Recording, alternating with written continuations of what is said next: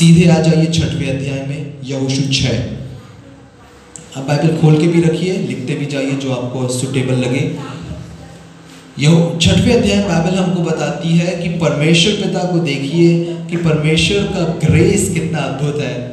परमेश्वर ने यहोशू को बोला कि मैंने तुझे यरीहो को, उसके नगरों, उसके लोगों, उसकी जातियों के समेत मैंने यरीहो को तुझे दे दिया है, दे दिया। यहां पे अब ध्यान से समझिए, मेरी ओर देखिए, यदि आप लिख चुके हैं तो दूसरे पद में पहले देख लीजिए परमेश्वर ने क्या बोला, मैंने तुझे दे दिया है।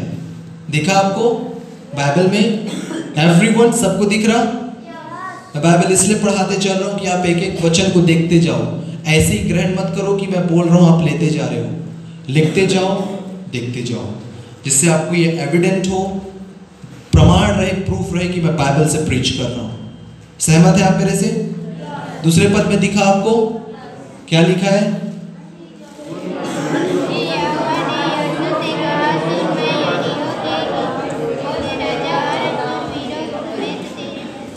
दे दिया हूं का मतलब क्या होता है?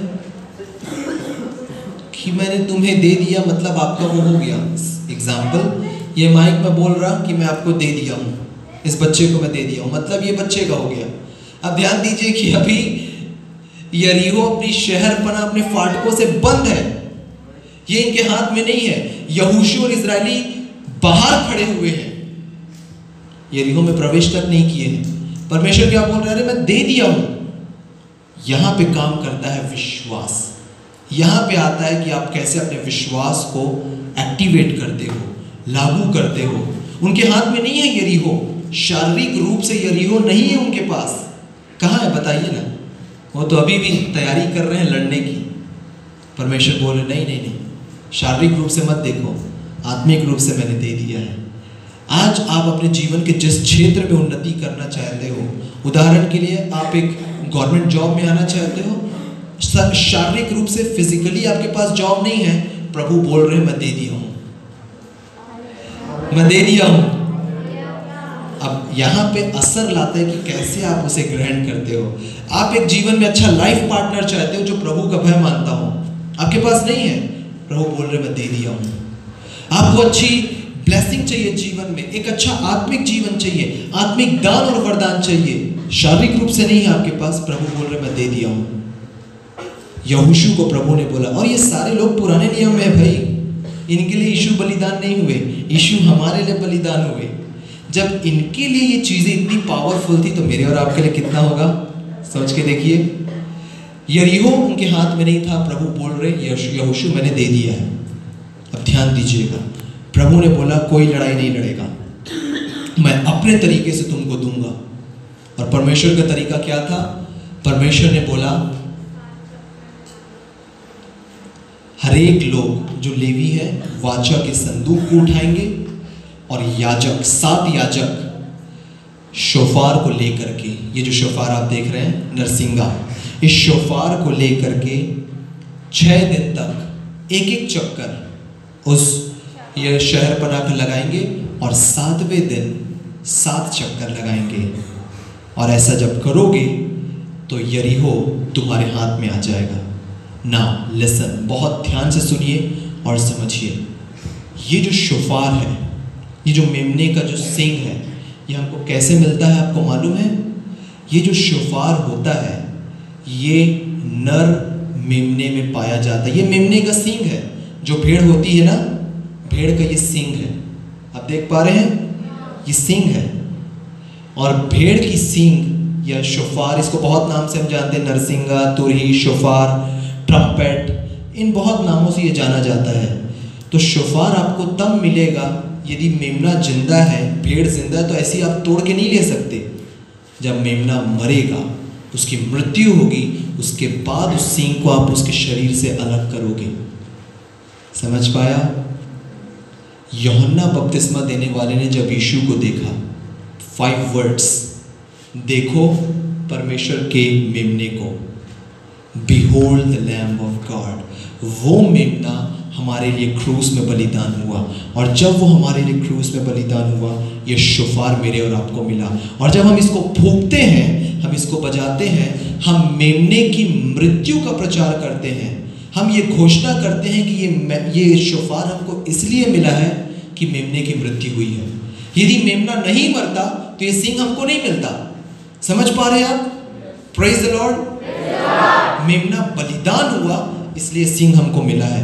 और मैं फूंक रहा हूं, मतलब मैं घोषणा कर रहा हूं कि वो मेमने की मृत्यु के द्वारा हमको ये मिला है।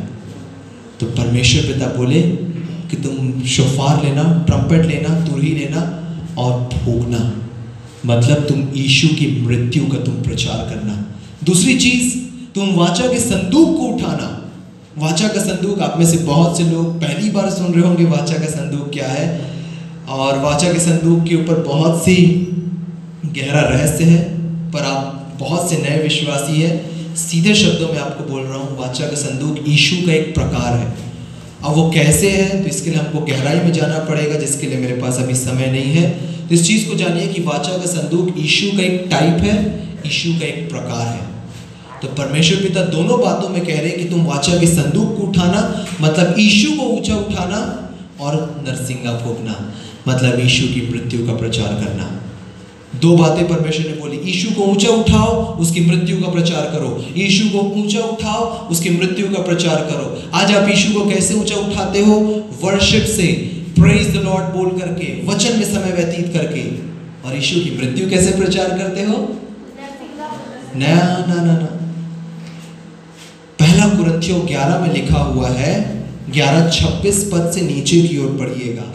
पौलुस ने इस बात को बोला, पौलुस ने इस प्रकाशन को दिया। पौलुस ने बोला कि जब भी हम प्रभु की मेज के पास आते हैं, कहाँ पे? लिख लीजिए पहले, पहला कुरिन्थियों 11वां अध्याय और उसका 26, 27, 28 लिख लिए। बाइबल खोल लीजिए। देखा आपको बाइबल में पौलुस ने क्या बोला? जब जब हम प्रभु की मेज के पास आते हैं, उस रोटी को तोड़ते हैं, उस दाखरस को ग्रहण करते हैं। रोटी क्या है? यीशु की देह। दाखरस क्या है? यीशु का लहू। जब तुम उसे ग्रहण करते हो, बाइबल बोलती तुम प्रभु की मृत्यु का प्रचार करते हो जब तक वह ना आ जाए। कहाँ ना आ जाए? रैप्चर में हमको लेने के लिए ना आ जाए। आज हम कैसे मृत्यु का प्रचार करते हैं? जब हम मेज के पास आते हैं। आपको मालूम है मेज का प्रकाशन दाऊद के पास भी था। दाऊद बोलता है, जब मैं, भजन संहिता 23, जब मैं घोर अंधकार से भरी हुई तराई में होकर चलूँ, मैं किसी हानि से न डरूंगा, तू मेरे साथ रहता है, तूने मेरे सताने वालों के सामने मेरे लिए। यीशु की मृत्यु को प्रचार करता था दाऊद। एक प्रकाशन था, एक रेवलेशन उसके पास था, तब तो वो इस बात को लिखता है। और पौलुस ने लिखा कि हम भी यहोशू की तरह मृत्यु को प्रचार करते हैं प्रभु भोज ग्रहण करके। क्योंकि सुबह मैंने क्या बोला? यीशु ने कहा जीवन की रोटी मैं हूं। क्या करोगे रोटी को? यीशु ने कहा ये लहू में मेरी नई वाचा, हम अनुग्रह की नई वाचा में हैं। अनुग्रह की नई वाचा यीशु के लहू का प्रतीक है। तो यीशु का लहू जो हमको प्रोटेक्ट करता है, जो हमको साफ करता है, जो हमको जीवन देता है। पौलुस बोलता है तुम प्रभु की मृत्यु को प्रचार कर रहे हो, वो मैसेज की घोषणा कर रहे हो, शैतान को बता रहे हो कि यीशु हमारे लिए बलिदान हो चुका है। तो बाइबल हमको बताती है कि प्रभु ने बोला जब तुम ऐसा करोगे बिना किसी संघर्ष के, मेहनत के, सिर्फ यीशु को ऊंचा उठाओ, यीशु की मृत्यु का प्रचार करो। और वो ऐसा किए। 7वें दिन यरीहो उनके हाथ में आ गए। कोई लड़ाई नहीं लड़े। परमेश्वर ने बोला मैंने दे दिया है, पर देने में और प्राप्त करने में क्या चीज का अंतर आया? परमेश्वर बोले मैं दे दिया हूं, अब आप उसको रिसीव करने के लिए आपको क्या करना है? यीशु को ऊंचा उठाना है, उसकी मृत्यु का प्रचार करना है। यीशु को ऊंचा उठाना है, उसकी मृत्यु का प्रचार करना है। और शारीरिक रूप से उन आशीषों को आप अपने जीवन में देखोगे। It's all about Jesus. पूरी बाइबल यीशु से भरी हुई है और पूरी बाइबल यीशु को डिपिक्ट करती है। यीशु के बारे में पूरी बाइबल बताती है। अब ध्यान दीजिएगा, मैं इसे क्लोज करने वाला हूँ वचन को कुछ आखिरी पॉइंट लेकर के, कि वो जो दो भेदिए भेद लेने के लिए गए हुए थे वो कौन थे आपको मालूम है? वो आप जैसे ही कोई थे। मैं बाइबल से पढ़ता हूँ, आप मेरे साथ खोलिए यहोशू 6वां अध्याय, यहोशू 6वां अध्याय और उसका 23वां वचन। यहोशू 7 और उसका 23। तब वे दोनों जवान भेदिए। क्या बोलती बाइबल? जवान भेदिए। आपके जैसा कोई था, आपके जैसा ही कोई था जो विश्वास करके भेद लेने गया। तब वे दोनों जवान भेदिए, भीतर जाकर राहाब को, उसके माता पिता, भाइयों और सबको जो उसके यहाँ रहते थे, वरन उसके सब कुटुंबियों को निकाल लाए और इज़राइल की छावनी से बाहर बैठा दिया। देख पा रहे हो आप? वो जवान जो भेद लेने गए थे, वो बूढ़े या अधेड़ नहीं, वो आपके जैसे जवान थे, बाइबल बोल रही है। और ये जवान पुरुष भेद लेने के लिए गए। ये जवान पुरुष बोले कि यीशु के लहू को लगाना। ये जवान पुरुष बोले कि इज़राइल जीतने वाला इस लड़ाई को। अंत के समय में प्रभु बोल रहे हैं कि ये यंग जनरेशन को मैं खड़े करूंगा, एक नई पीढ़ी को मैं खड़े करूंगा, जो पीढ़ी प्रभु की महिमा से भरी हुई होगी, जो पीढ़ी बाहर जाकर के भेद लेगी संसार का, जो पीढ़ी संसार को जाकर के बोलेगी कि यीशु के लहू के द्वारा छुटकारा है। ये पीढ़ी जाकर के बोलेगी कि यीशु के नाम में उद्धार है। ये पीढ़ी जाकर के यीशु के उद्धार का प्रचार करेगी, ये जवान। और जब यीशु आएंगे, यीशु मसीह आपको बोलेंगे कि जाओ, जिन लोगों ने विश्वास किया है ना, उनको, उनके कुटुंबियों, उनके माता पिता, उनके घर के समेत मेरे पास, मेरे राज्य में लेकर के आओ। बाकी सबको मैं नाश करने वाला हूँ, पर जिनको तुमने प्रचार किया है और तुम्हारे प्रचार से जिन्होंने विश्वास किया है, उनको मेरे राज्य में लेकर के आओ। वाह, प्रेज द लॉर्ड। देख पा रहे हो आप वचन से। एंड फाइनली हम इसे क्लोज करेंगे।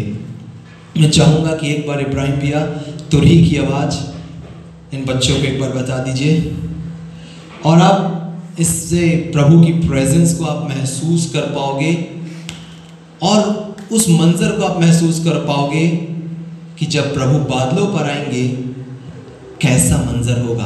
तुरही फूंकते ही, पलक झपकते ही हम प्रभु के साथ होंगे।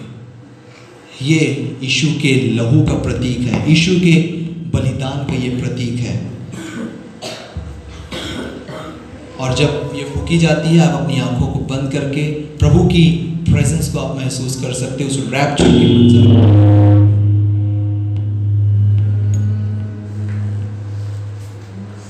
उस रैप्चर के मंजर को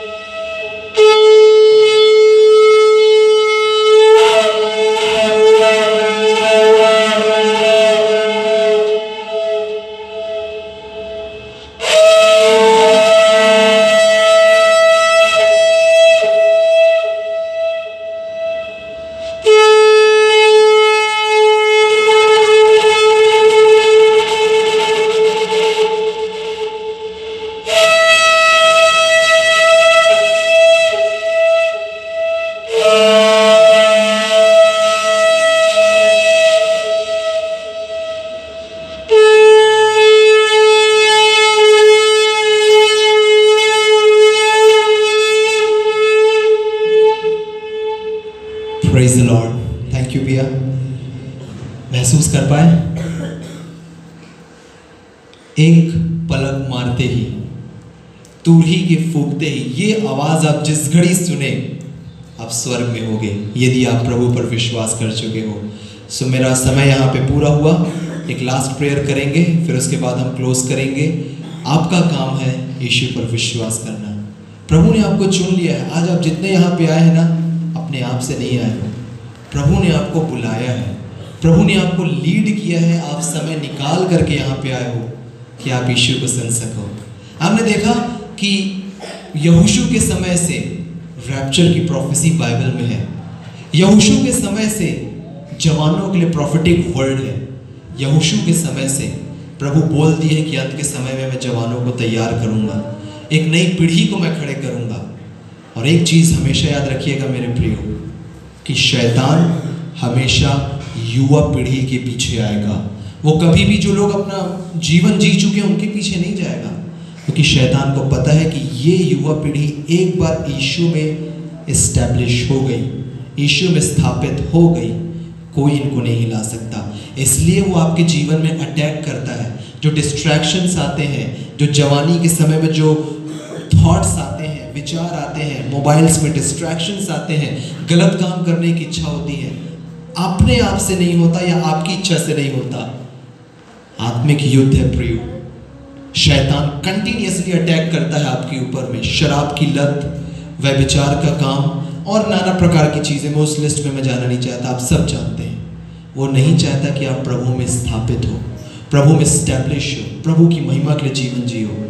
और मैं आपको ये भी बता दूं कि आप जब आत्मिक लड़ाई में हैं, आप इस शब्द को लिख लीजिए या याद रखिएगा, आप कभी भी आत्मिक लड़ाई को शारीरिक रूप से नहीं लड़ सकते, क्योंकि आप शारीरिक रूप में अपने अपोनेंट को, अपने विरोधी को आप देख ही नहीं पा रहे हो, तो लड़ोगे क्या।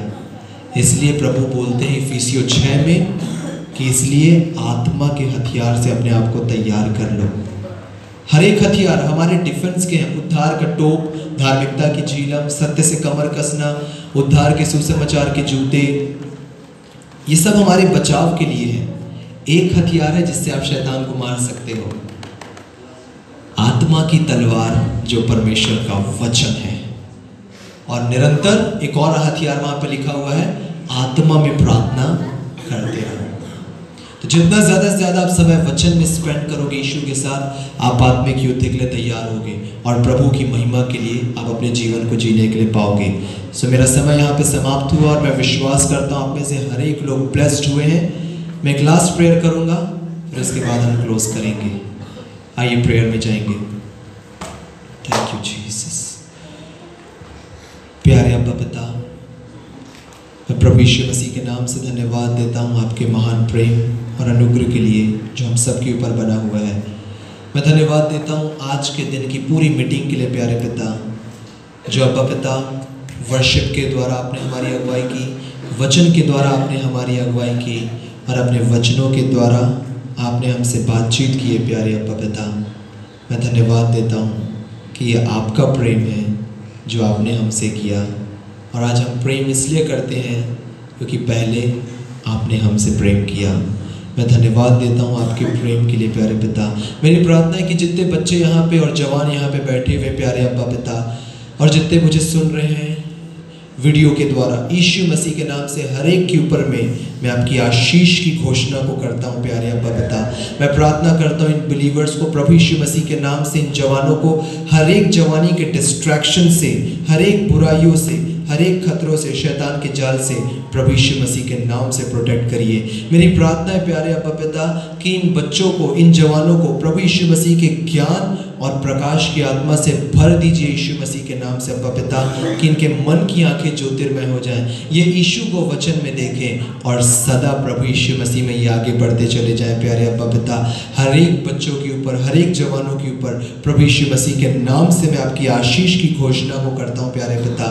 मैं प्रार्थना करता हूँ पास्टर साहब के लिए और जितने यहाँ पे लीडर्स हैं प्यारे पिता, वर्शिप लीडर्स हैं, पास्टर्स हैं, हर एक के ऊपर मैं आपकी अभिषेक, आपकी आशीष को, आपके ग्रेस को मांगता हूँ कि आपकी भीड़ों की चराई हमेशा हरी हरी चराइयों में करें और तैयार कर सके प्यारे अब्बा पिता उस रैप्चर के लिए कि जब प्रभु आए तो बादलों पर अपने प्रभु से मिलें और सदा अपने प्रभु के साथ रहें। आज के पूरे दिन के लिए आपकी अगुवाई के लिए आपको धन्यवाद देते हैं। कल की मीटिंग के लिए अब्बा पिता फिर से आपकी सामर्थ, आपकी अगुवाई, आपकी गाइडेंस मांगते हैं। होली स्पिरिट की गाइडेंस मांगते हैं प्यारे पिता। और हर एक बातों में अब्बा पिता आज की शाम मैं सारा आदर, महिमा, धन्यवाद, बड़ाई और प्रशंसा सिर्फ और सिर्फ अपने उद्धारकर्ता मुक्तिदाता प्रभु यीशु मसीह को मैं देता हूँ। प्रभु आप बढ़े मेरे जीवन से, मैं घटूं। प्रभु आपके नाम की महिमा सदा हो। हर एक बातों के लिए आपको धन्यवाद देते हुए प्रार्थना हमारे उद्धारकर्ता मुक्तिदाता प्रभु यीशु मसीह के नाम से मांगते हैं। आमीन, आमीन, आमीन। प्रभु आप सबको बहुतायत की आशीष देवे। God bless you and shalom.